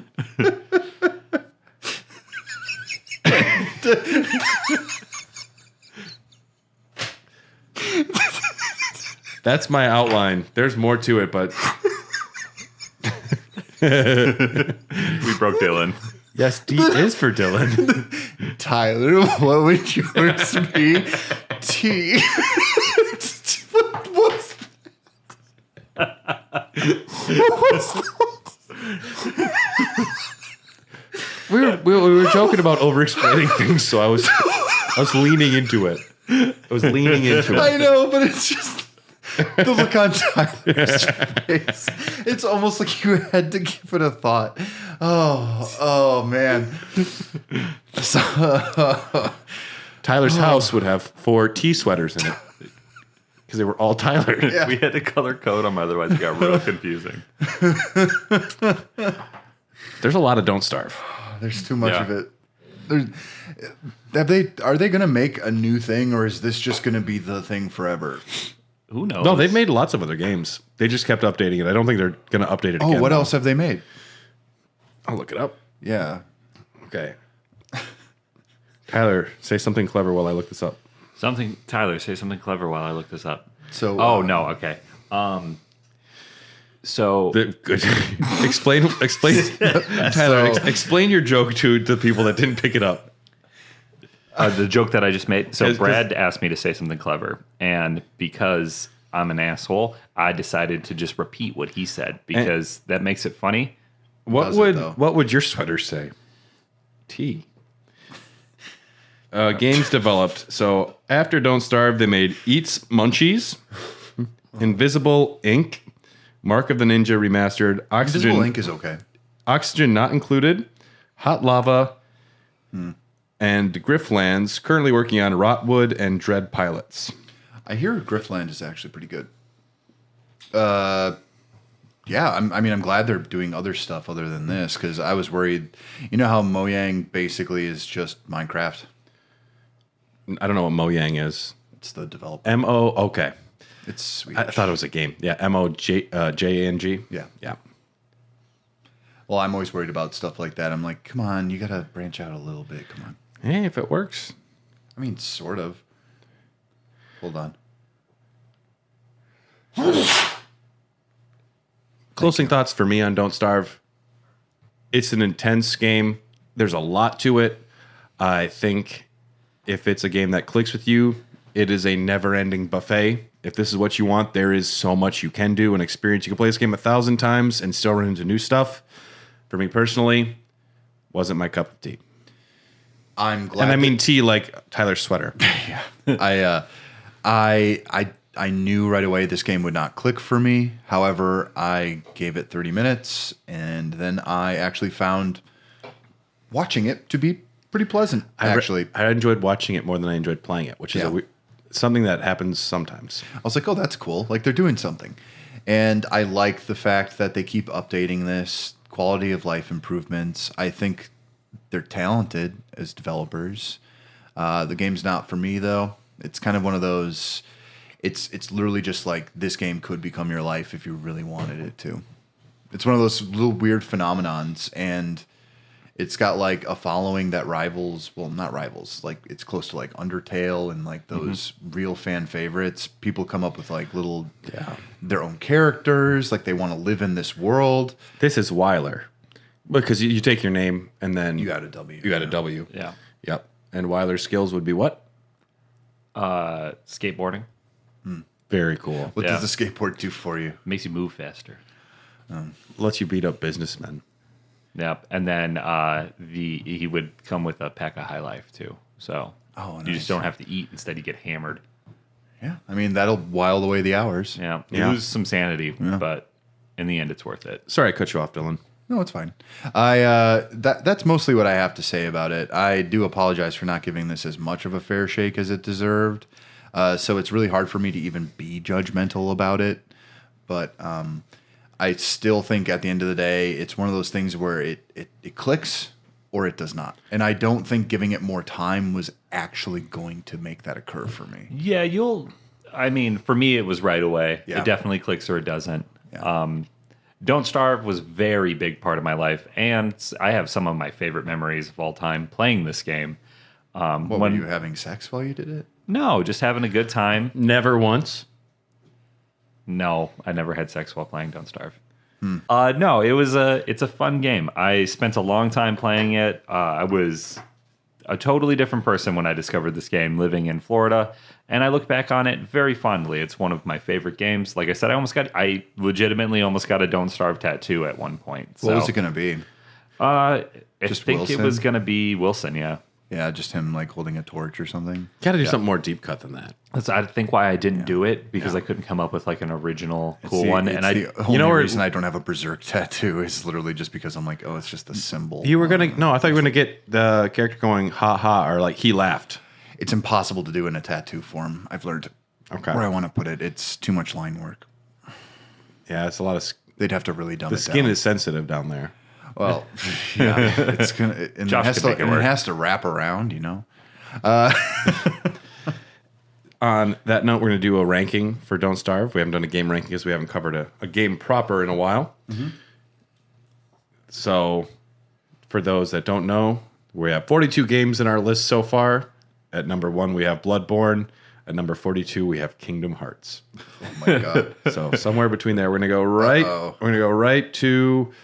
We'll go right in the middle. 21, Doom 2016 or Don't Starve. Doom 2016. Don't Starve. Doom 2016. You're not gonna like this. This is going to go poorly for me. Arkham Knight or Don't Starve. Arkham Knight for me. Arkham Knight. That's a tough one. I like Arkham Knight. I got to go Don't Starve. You've been superseded. Kingdom Hearts 3 or Don't Starve. Don't starve. I never played Kingdom Hearts 3. Don't Starve. Donkey Kong Country 3 or Don't Starve. Donkey Kong Country 3. Don't Starve. Donkey Kong Country 3. Donkey Kong Country 1 or Don't Starve. Don't Starve. Donkey Kong Country 1. Donkey Kong Country 1. So that puts Don't Starve at number 36 in our list. Hey, could be worse. It's above Kingdom Hearts 3, Punch-Out, Undertale, Nex Machina, Arkham City, Untitled Goose Game, and Kingdom Hearts. Wow. I'll take it. On the next episode of Hair the Dogcast, the Raw Dogs return for more Indie Games Month. The next episode that'll come out will be Dredge. That'll be featuring Jack Packard from Red Letter Media. Very excited to talk about fishing with y'all. I've been playing Dredge a little bit. You've been enjoying yourself? Oh, yeah. It's hard not to enjoy the first part. Yeah. It's a really good loop in the beginning. Yeah. Yep. And I still like it. It's still good. It's still good. It's still a very good video game. Jack will also be joining us for our next episode of Elden Dogs, where we discuss the lore of Ronnie the Witch. And for those listening to this now, you can get access to the episodes of Elden Dogs way in advance on our Patreon, patreon.com/HairTheDogcast, because Elden Dogs, as of now, is coming out every 2 weeks, but they're still getting released once a month because we have too much good content on Hair the Dogcast that we have to sometimes discuss McDonald Land for Patreon members. You're not going to not discuss McDonald Land. Truly, that episode was unhinged. I shat blood the day after because I had nuggies. It wasn't the Grimace Shake, it was the Nuggies. Were they didn't have to singing? shake. Were they singing at you and doing like flea circus stuff? Yeah, you know what? It might have just been like, I mean, like once you get through their bones, they might tear up your insides a little. And the beaks. Yeah, exactly. And then following that, we're going to be doing Celeste. Our friend Julian should be joining us for that episode. He was on the Disco Elysium episode previously on Indie Games Month. And after that, Inscription, which I haven't started yet, but I'm excited to play. It's not super long, but it's a very good video game. You guys are going to enjoy it. There's a lot going on that isn't necessarily like, it's not always thrilling, but it's definitely a really, really fun experience. I'm just excited to have another game on my Switch. I don't have too many. Yeah. It's also scary. It's a little scary, the game. Yep. Inscription, we probably will be joined by a friend of mine, Ruby Hart, from my other show, Need for Speedrunning. So they might be joining us. And yeah, after that, it's back to usual. We can start talking about consoles and shit again. We exist because of people like you. So thanks for listening. If you want to support us, please check out patreon.com/HairTheDogcast for episodes in advance, for access to our Discord. Lots of great things. Lots of exclusive episodes. You can listen to us actually get like really unhinged. If you thought this episode was unhinged, take a look. The tip of the iceberg. Give us a listen. Yeah, we're going to do a Doggies After Dark, which Yeah. is just shenanigans because there's no rhyme or reason to it. No, you try to steer the conversation. It just doesn't work. It doesn't work. Back in the day, a little Yeah, bit not more. anymore, man. You just gotta let it take its own course. You gotta let it go. Yeah, let it go. Like the famous Ice Cube musical. Thanks to executive producers Ryan Christina, Kip Tried to come up Kipper, with something Brian close. Ward, Jordan Hoff. Happy birthday to Jordan's. Hey, sweetie. Sweetie. Happy birthday. And Phil Wright. Thanks for your support. And if you're out there, don't starve. Dylan is going to be making a great thumbnail for this episode with us three God, I as gotta Don't do Starve that. characters wearing sweaters with the first letters of our names on them. When's it coming out? Tomorrow? It comes out officially Wednesday. I will send it to you. And if you don't, doesn't matter. I said it. So it's on you now. Yeah, that's true. Let's see how lazy I feel. Honestly, tomorrow night probably I'll make that because it's basically I'm just going into a day where I have nothing to do. Have you beat Celeste? Wait, we'll say that for Dogs After Dark. I have beat Celeste. Thanks, everybody. We'll talk to you next time. Can you make Bye. me look real pretty? Like cute. No, like hands. Yeah, just don't put his actual face. So I'm gonna It's just a picture of George Clooney. I realized pretty quick, Tyler.